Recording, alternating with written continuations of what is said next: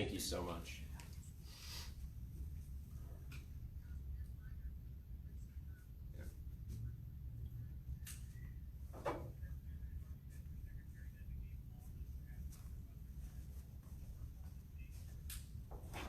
I'm told to keep on like this and not doing anything out of ordinary.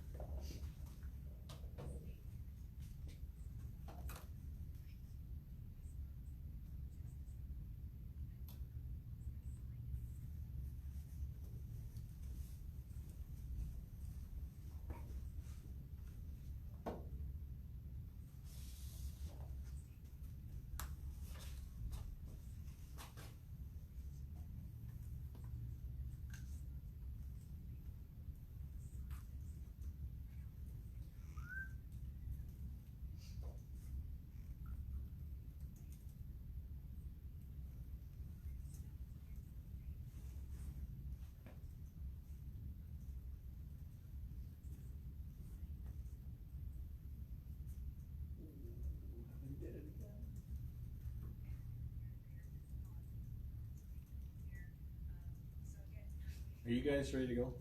Yeah. So we're live on the air right now. So Yeah. we're just Go ahead. we're Yes, hanging. please go ahead. Good to go? Yeah. Good to go. Yeah. Welcome everyone, Jen Rabalski from the Health Department, and hopefully you're having a good Monday. We do have some good news to report today.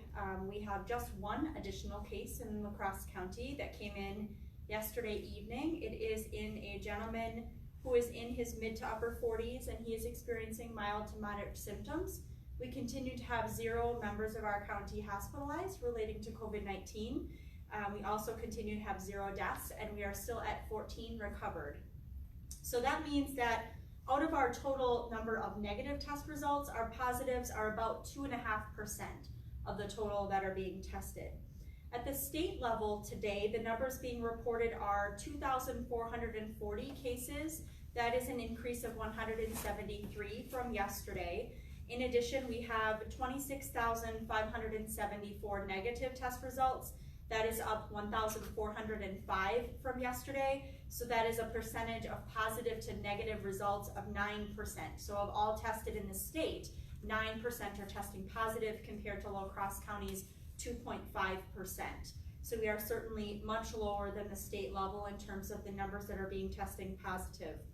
In addition, at the state level, there are 668 that are hospitalized. That is an increase of 44, and that is about 27% of the total. And there are a total of 77 deaths, which is up 9 from yesterday. So in addition to the numbers of cases, as I typically report, I'd like to give a couple of updates. First of all, I have issued a health order relating to campgrounds, and we shared that with campgrounds late last Friday, and they had the chance over the weekend to notify their campers. So we are not going to allow campgrounds to open. Many were planning to open around April 15th. We think that that is a significant risk to our county, particularly because individuals that are living in campgrounds often are coming from out of county, so it increases our population here. In addition, they will need to get groceries and other essential supplies when they're here, so that would mean more individuals in our stores, and we'd like to reduce the number of people in our stores. And also, there is inevitably going to be some communal areas like bathrooms that are shared, and we really want to reduce the number of people that are connecting and being in one location at a time.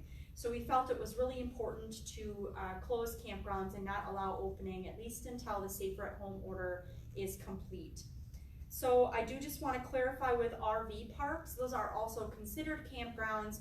Individuals that are coming from other states, such as snowbirds, that are coming back to live in their home, which is in an RV park during the summertime. They would be coming back around this time. Because campgrounds are closed, we ask them not to come back because they will not be able to inhabit that property. Boat landings has been a question that we've been asked about. So at this time, social distancing remains the concept for boat landings. We certainly want individuals in our community to get out and about. If that means being with your household members on a boat or a pontoon, we think that is very appropriate. However, remembering, just as the rule is with walking or biking or running, that should only be, outdoor activities should only be shared with household members, not with friends and other family members or neighbors.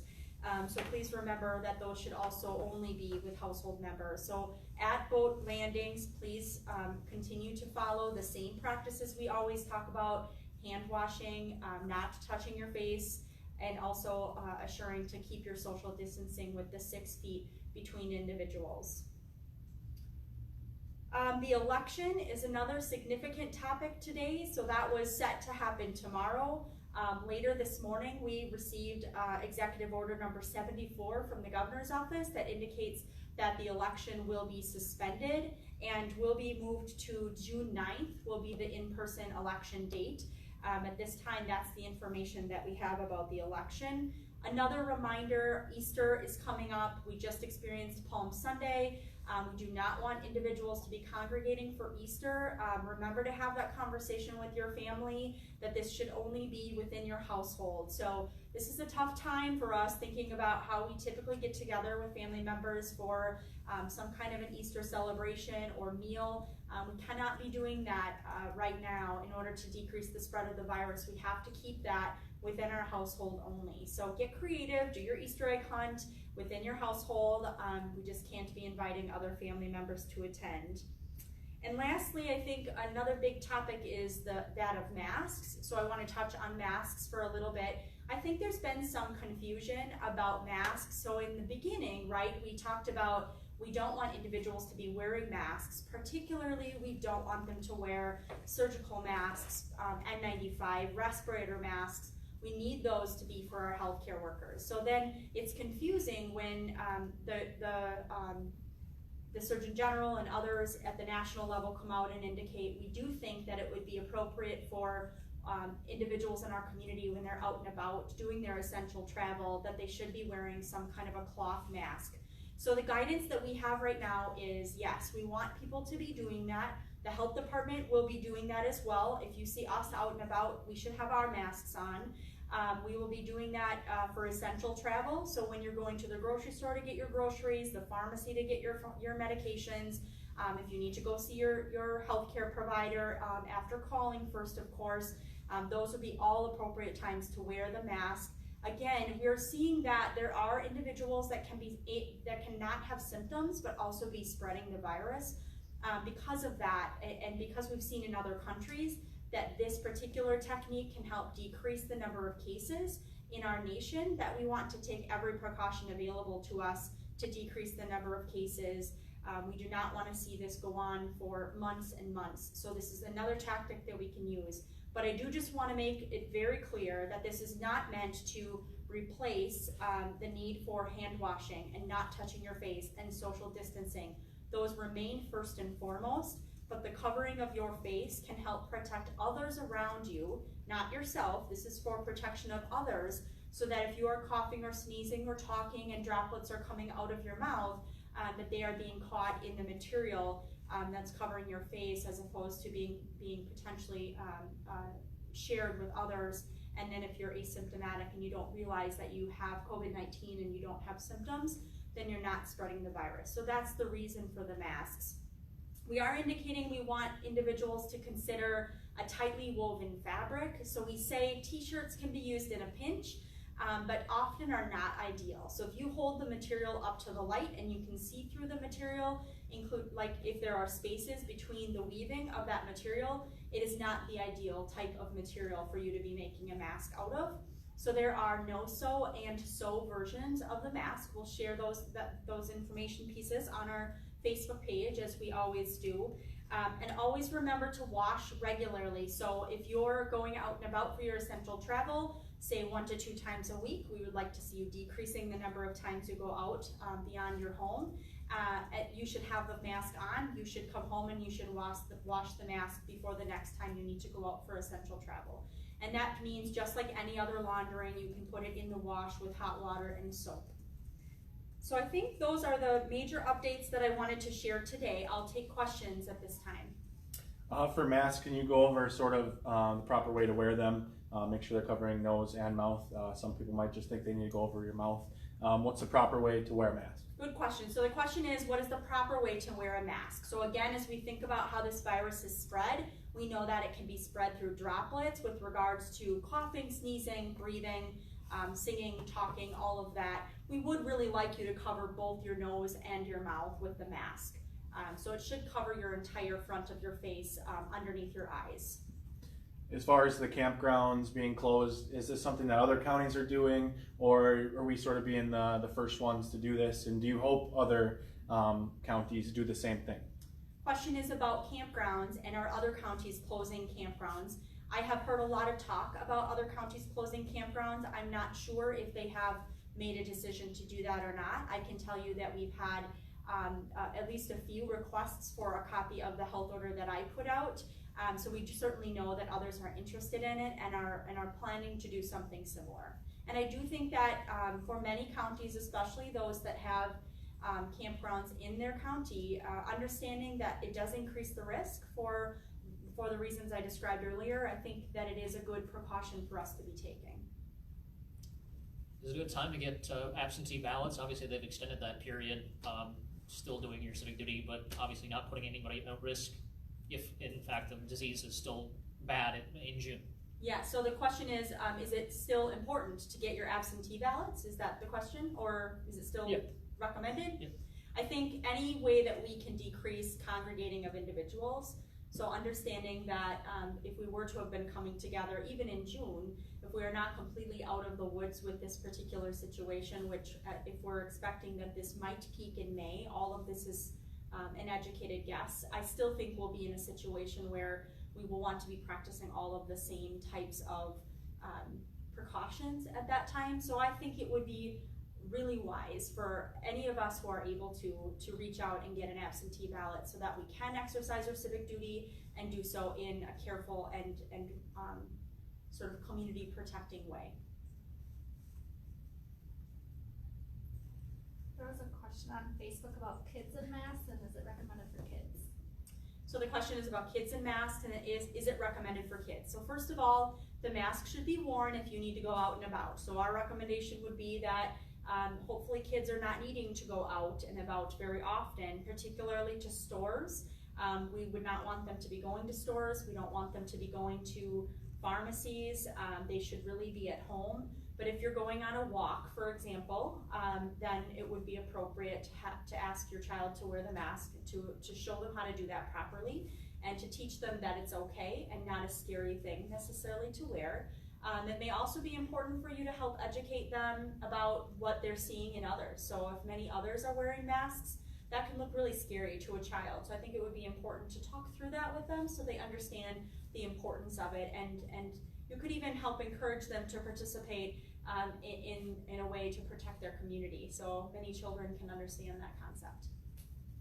Why do you feel as though we're doing pretty well considering maybe unlike Milwaukee or Dane counties, for example? I mean, granted they have a bigger population, but every time we come to one of these, it's usually like one or two, or I mean, I think the biggest jump we have is like 5 people. Yeah. So the question is, why do I think that we continue to do well in terms of not having large jumps of numbers? You know, that is a very good question, and I don't know that I can entirely answer it. I do sort of hope that we don't get a surge of cases at some point. It is possible that can happen. So we see, for example, individuals, 2 of the cases that we've had in the last week have been individuals who traveled out of state. And we know that they were with other individuals who traveled out of state and are symptomatic and are getting tested. We expect that they may come back positive. Again, not everyone gets tested right now, so if we're doing really good disease investigation and contact tracing, we're likely to have members of households that may or may not be symptomatic, but may also have COVID-19 but aren't included in those testing numbers. So I do think that we have more than we have in showing up in our testing numbers. I do think the safer at home order and the timing in which that came into place for our county has been really critical, because if it would have come in later, we had a lot of individuals traveling. We're already seeing some of that come back now and be in that 14-day window and have symptoms. It could have been much worse because we, again, have a very fluid community. People travel all over the state, past state lines all of the time. So the safer at home order timing was really critical in terms of keeping case numbers down, in my opinion. We also really need to be doing a great job at contact tracing to make sure that we're catching everyone who could be potentially exposed from any of the cases that we have. You know, we don't want to see an outbreak. Thankfully, we haven't seen one of those in a long-term care facility associated with a store, things like that. So, you know, I think those are all really good signs, and we need to keep doing what we're doing because it clearly is working to keep case numbers down. When you're doing your preparation as far as issuing guidelines or orders as a county department, are you looking at a worst case scenario, or are you looking at the scenario that it's currently at as far as the lower numbers, or is it still changing? Yeah, so the question is, as we make decisions as a department for our community, are we looking at, you know, the current case scenario? Are we looking at the worst case scenario? We're looking at all of that, and we're taking into account sort of a balanced approach, not worst case scenario necessarily, but what do we need to really be doing to protect the health and safety of our residents? And at times that, you know, that can be a little bit more aggressive. For example, closing down campgrounds and not waiting for the state to do that for us. But in other regards, you know, it is appropriate for that to be a statewide decision, such as with the election. So I talked about last week at one of these media briefings, sharing that I felt like our county was in good shape with regards to the election. I've spoken with the county clerk. I know that the precautions that are being taken are really well done and well planned and thought out. However, not every county can be in the same place, and sometimes you really need to have a statewide decision that can help decrease risk. So I think it is really a balance about understanding what's currently happening, what's happened in the past, what projections there are out there, and knowing that we can always change that projection by doing really, really good precautions and maintaining our stay-at-home order at this time. And are you still operating under a situation where you're 2 weeks behind as far as the info, or was that more at the beginning of the pandemic? Good question. So are we still operating in a place where we're 2 weeks behind or so with information? So in the very beginning, the guidance that was coming out was really fast and quick and several times a day. So it was somewhat hard to keep up with that and make sure that we could educate our public about what they needed to be doing. Now I see that really has decreased. The guidance that's coming out is really more specifics relating to certain businesses or certain like long-term care facilities. And a lot of that is already in place, but they're just fine-tuning that guidance. So I think we've gotten to a point where we really have sort of a status quo in terms of making sure we're covering all of the precautions in as many areas as possible. One thing I also mentioned last week that we're going to be working on early this week is communicating with many of our box stores and talking with them about what are they doing. I already know that many have taken additional precautions. So I heard about, for example, Walmart over the weekend was doing some really positive things in terms of keeping people physically distant and only allowing certain numbers of individuals in the store at any given time.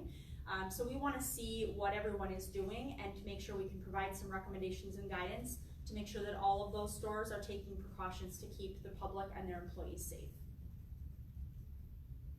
To people that may be coming in and joining the sort of stream late, can you just reiterate the masks part that you are recommending now that people sort of wear them when they are out and about? Yep, so just to reiterate with regards to the masks, so a reminder that this wearing of the mask is not meant to be the surgical mask or the N95 respirator. We need those to be kept and maintained for the healthcare workforce. So in the beginning of this process at the national level, you know, the message was don't wear masks. Part of it was because we really wanted to see those masks go to healthcare workers. Now with regards to the cloth masks, what we're seeing is that there's a fairly significant potential for individuals who have the virus may not even know it and may not have symptoms. So actually, for example, a couple of the recent cases are showing this symptoms of not having the same level of taste and smell. So it's a really sort of atypical type of symptom than you're used to seeing, and you may not realize that could be part of COVID-19, for example. So you could then be spreading it without realizing that you have COVID-19. So that's the purpose of wearing these masks, and they help prevent then the droplets that you might be talking and coughing perhaps and expelling, they help prevent that from getting into the air for exposure to others, and also on surfaces so that others don't walk by and touch the same surface and then contaminate themselves. So that's the purpose of it. And again, this should be a tightly woven material. Not every material is created equal. So make sure it's very tightly woven, you can't see through it. There are no sew and sew versions for you to be able to create a mask for yourself. And we do recommend that when you're out doing your essential travel that you wear those masks and then you launder them appropriately, making sure you're doing that after every time that you use it.